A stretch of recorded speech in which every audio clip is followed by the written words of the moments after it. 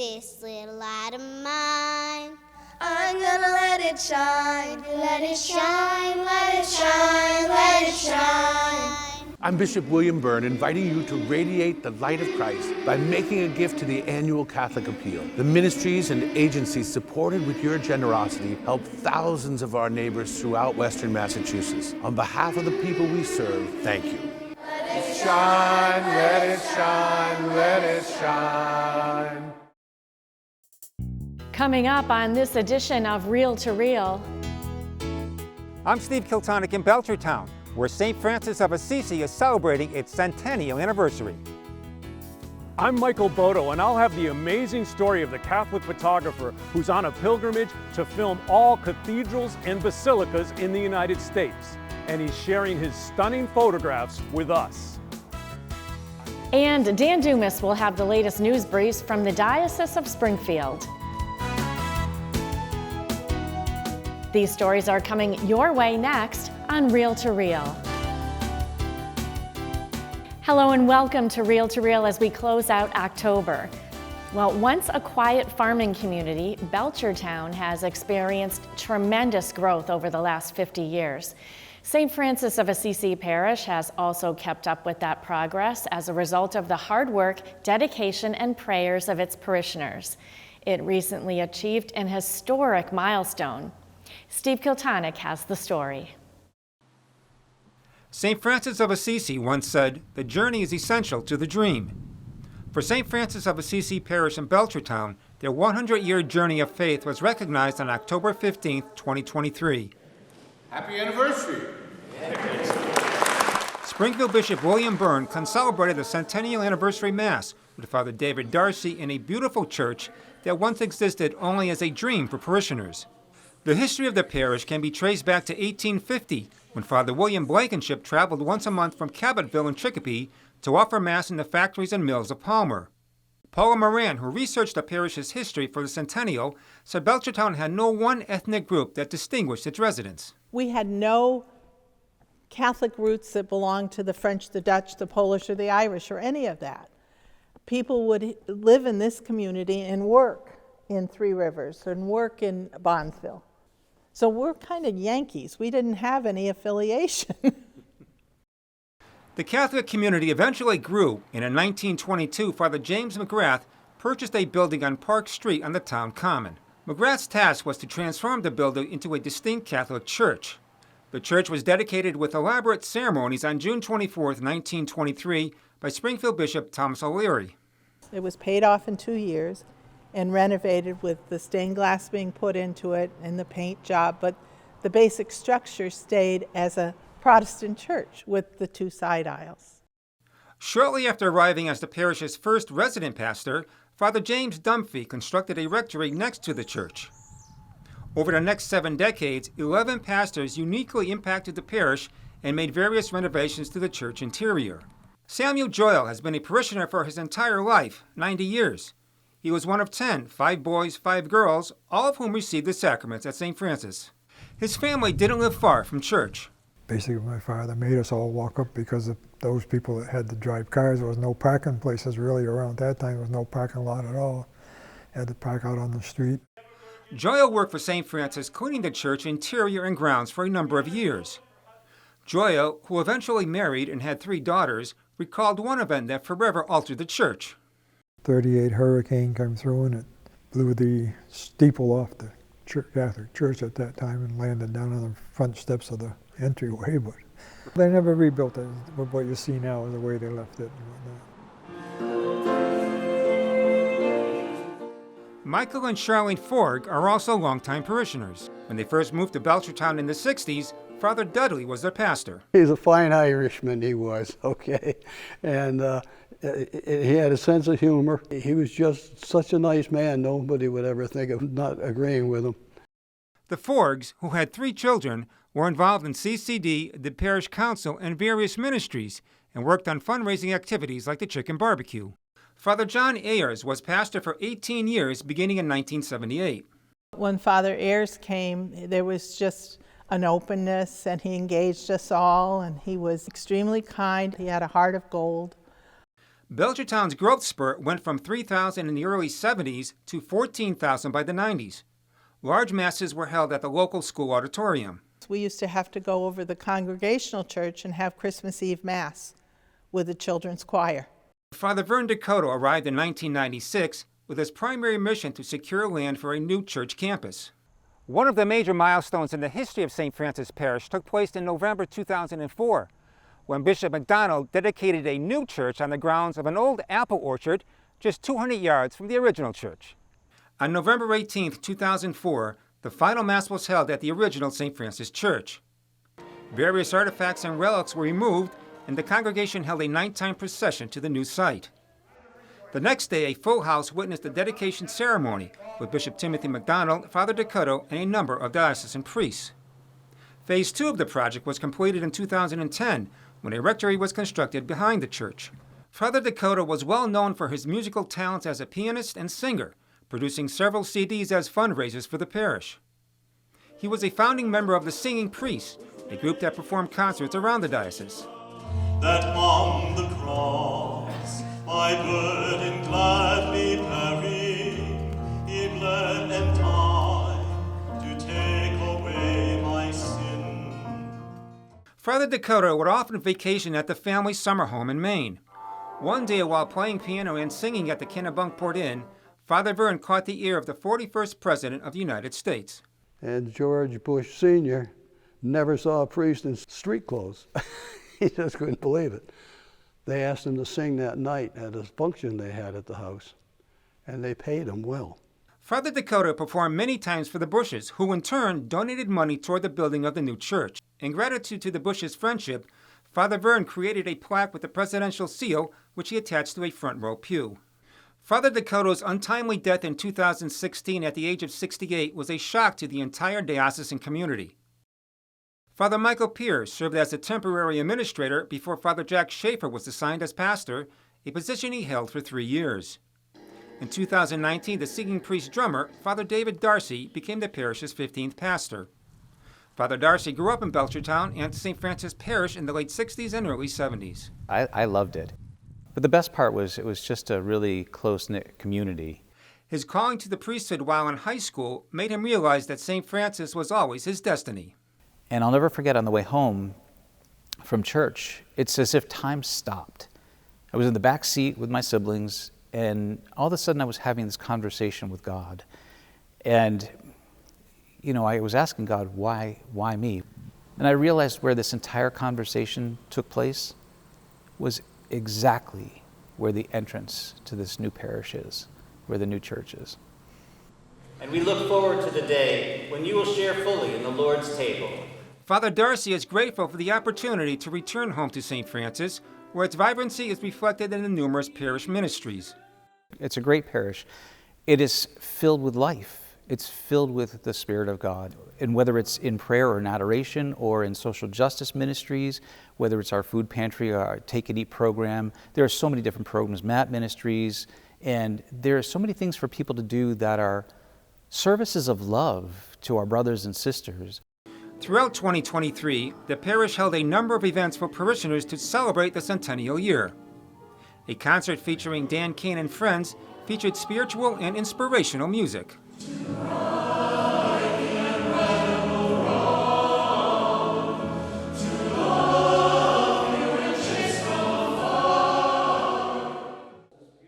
A parish mission was led by Father Simeon Gallagher from the St. Francis Friary in Denver.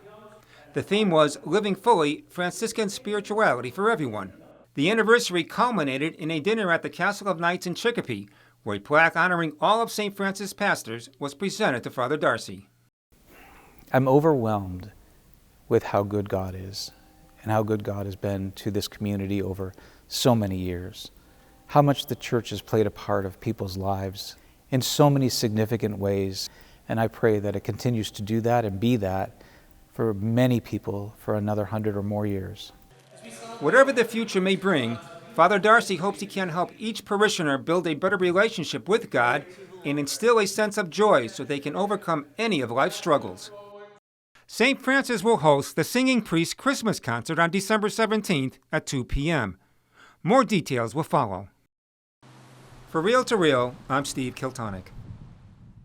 While the former church currently serves as the center of most of the parish's numerous activities and ministries, discussion has already begun on phase 3 of the church's planned expansion. And it includes the construction of a much-needed parish hall to be located on the church grounds. We send our congratulations out to the parish. And switching gears now, many pray to St. Jude Thaddeus when they're in need of a miracle in the midst of a difficult or hopeless situation. Well, coming up in mid-November, those with a devotion to St. Jude will have a very special opportunity as St. Thomas the Apostle Parish in West Springfield will host a relic of St. Jude. To tell us more, we have Kate Day, coordinator of the Relics Visit to St. Thomas. Hi, Kate. Thanks for being with us today. Thanks for having me, Sharon.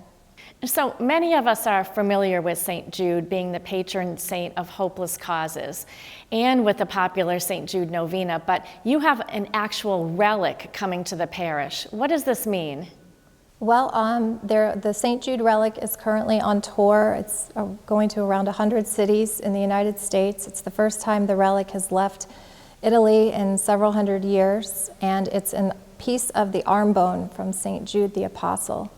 And so people will be able to come into the church and venerate the relic, and there will be a mass and celebration. So what do you hope that people will experience when they see the relic firsthand? I think a bit of wonder and awe that this is a piece of a bone from someone who was around Jesus, probably embraced Jesus. Maybe some peace, some hope, sense of connection. If you have any special intentions, you can bring those with you and offer them up to St. Jude. All right, thank you so much for being with us today. And again, for folks wanting to attend, what are the details? Yep, it is on Friday, November 17th. The veneration will begin at 2:30 p.m. There is a Mass at 7 p.m.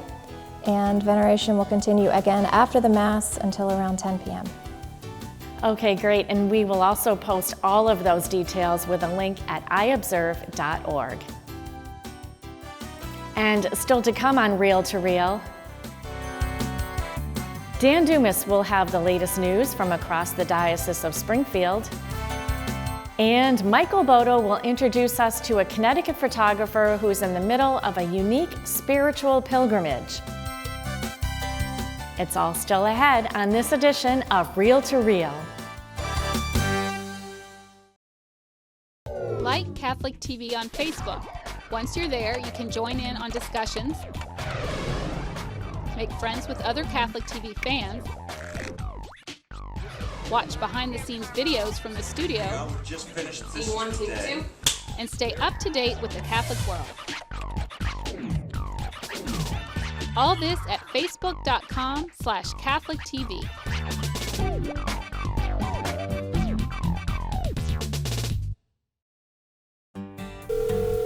Hi, Mom. What are you doing today? Providence Place, owned by the Sisters of Providence, an ideal rental setting for retirees to continue their active, independent lifestyles. We have bright 1- and 2-bedroom apartments, a magnificent chapel with daily mass, restaurant-style dining, and wellness and entertainment programs. Call for a tour, 413-534-9700.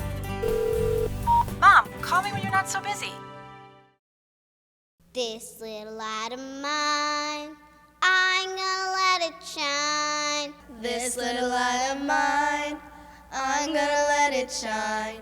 This little light of mine, I'm gonna let it shine. Let it shine, let it shine, let it shine.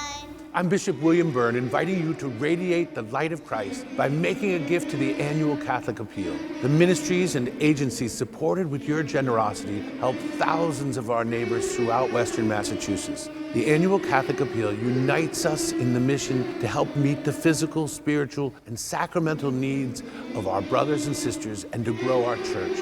Please donate to the annual Catholic Appeal. Join me in radiating the light of Christ and be a force for hope and love in the world. On behalf of the people we serve, thank you. Let it shine, let it shine, let it shine.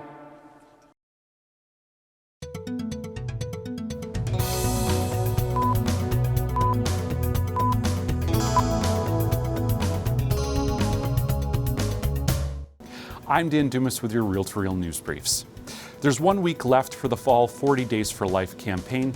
Springfield Bishop William Byrne attended the vigil recently with young people from the diocese. Carolee McGrath has more. In the name of the Father, and of the Son, and of the Holy Spirit, amen. Bishop William Byrne led the rosary outside of Planned Parenthood in Springfield as part of the fall 40 Days for Life campaign.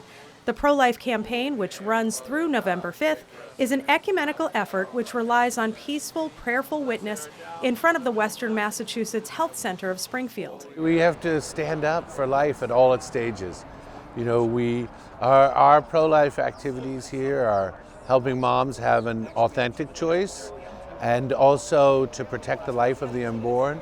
But then once they are born, to walk with moms all along the way to make sure that they have the resources and the things they need.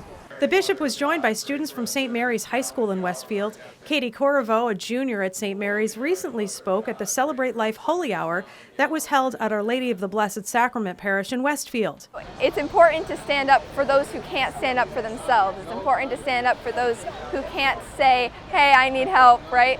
So no matter what, it's our duty to save those who can't save themselves, and it's our duty to give them the Christian love that they deserve. We had the Holy Hour, the Celebrate Life Holy Hour, which was youth-focused, and this event, because the youth, you know, as in everything, they are the future and the present, and we need them to continue to embrace the cause of life, and to really root it in their hearts so that it'll be sustained in them for years to come. St. Mary's High School students also attend the National March for Life each year in Washington, D.C. I came because St. Mary's is a really great school and they're going towards a good cause, which is praying for life. And I try to get out here at least a couple times a year to support the cause and really be present in the community. According to the national campaign, close to 24,000 babies have been saved from abortion since the launch of the international campaign in 2007.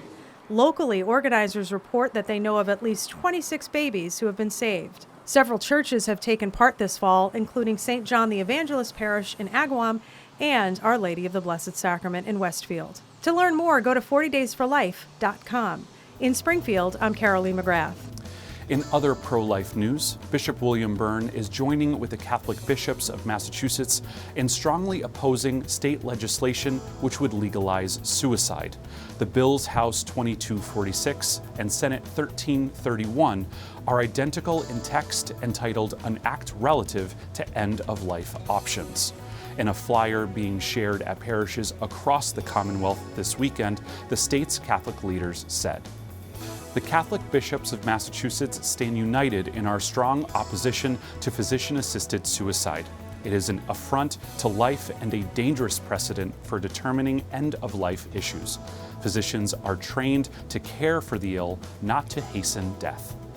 The bishops went on to cite flaws in the bills and urged people who support life to call their senators and representatives to oppose this move. We need to do all we can to oppose any what they call death with dignity is, in fact, creating a situation where people feel they have a duty to die because they don't want to be a burden. But no human life is a burden. And we want to kill pain, not a person.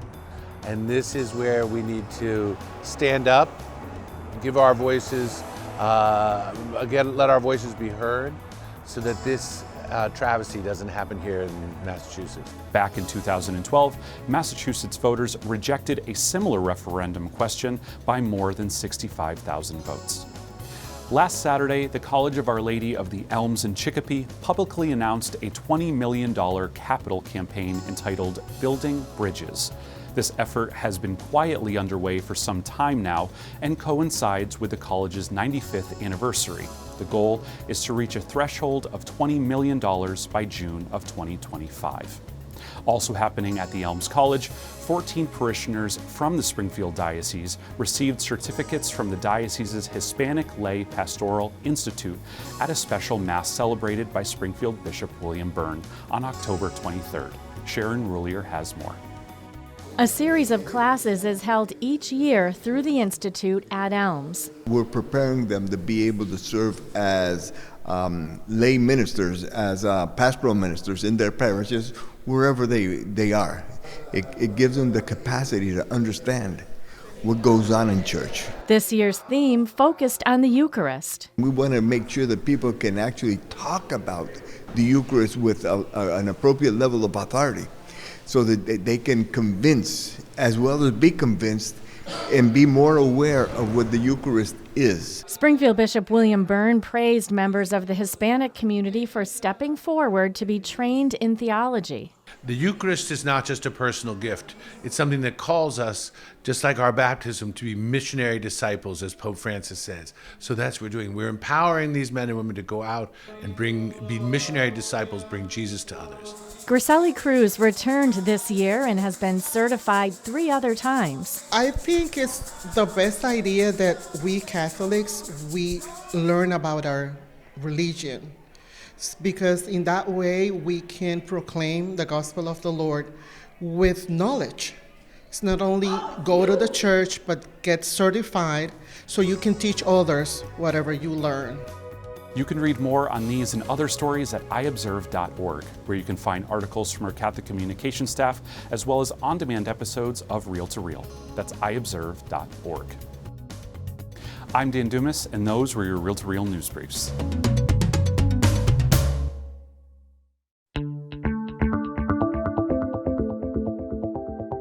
Here's a look at our Real to Real calendar of events.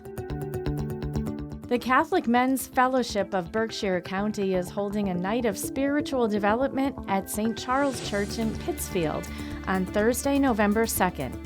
The evening will begin with a Mass for All Souls at 6:30 p.m., followed by a presentation from Marian Father Chris Alar, as well as fellowship and refreshments. This is being held at the church on 89 Briggs Avenue in Pittsfield. St. Cecilia's Parish in Wilbraham will be holding a special Veterans Day Mass on Saturday, November 11th at 4 p.m. Honoring all living and deceased service members, a table will be set up in front of the altar during Mass for photos of family members or yourself in uniform. This is a special invitation for all those who served to attend, and please wear your uniform if you like. Again, that is Saturday, November 11th at 4 p.m. at St. Cecilia's Church, 42 Main Street in Wilbraham. For more diocesan events, head over to iobserve.org and click on the calendar link.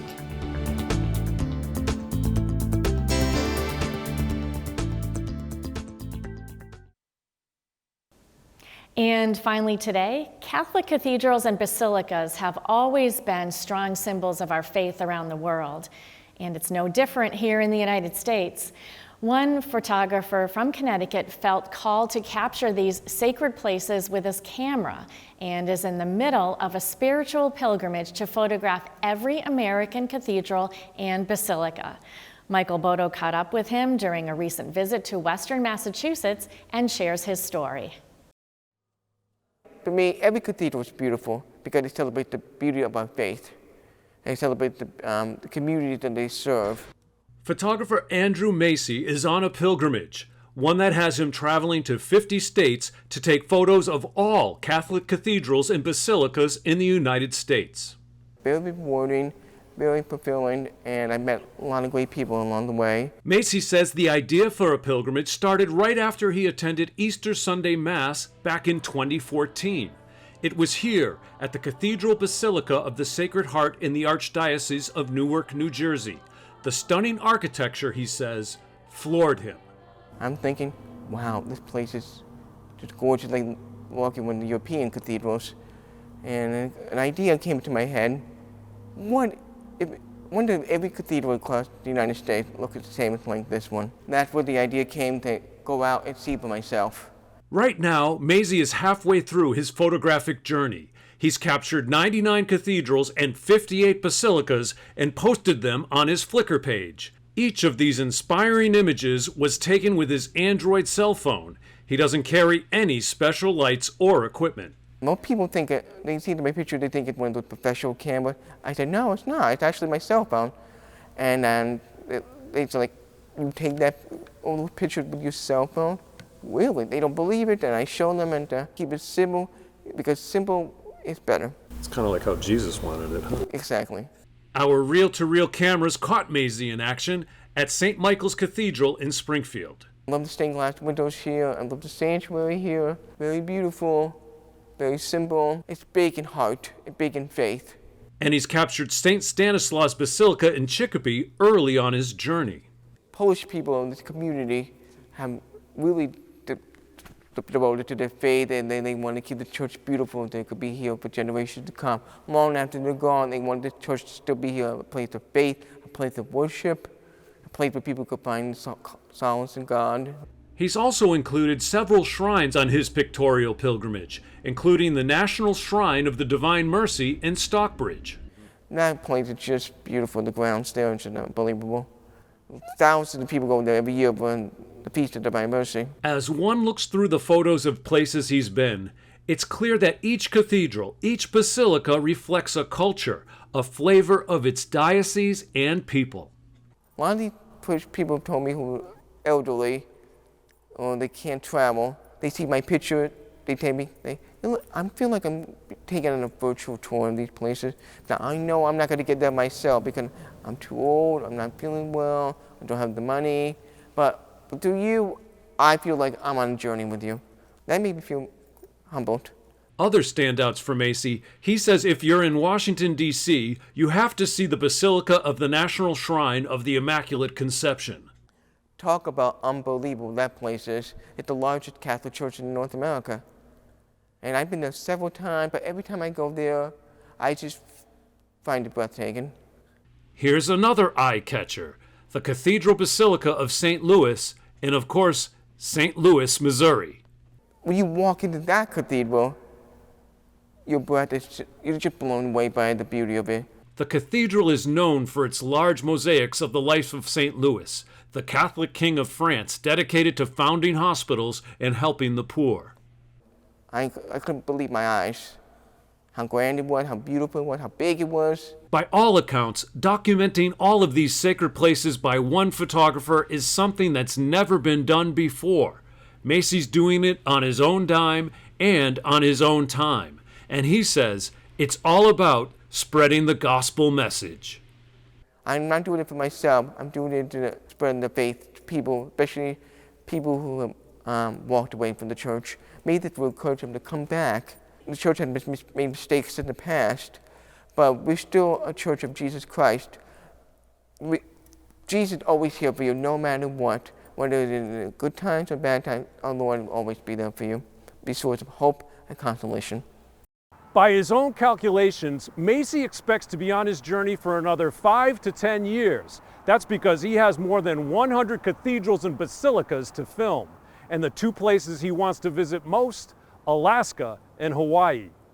I'm Michael Bodo for Real to Real. Amazing work, and what a beautiful way to see the country. We have a link to all the photos on our website at iobserve.org, where you can also keep up to date on the latest news from the Catholic Church here in Western Massachusetts and around the world.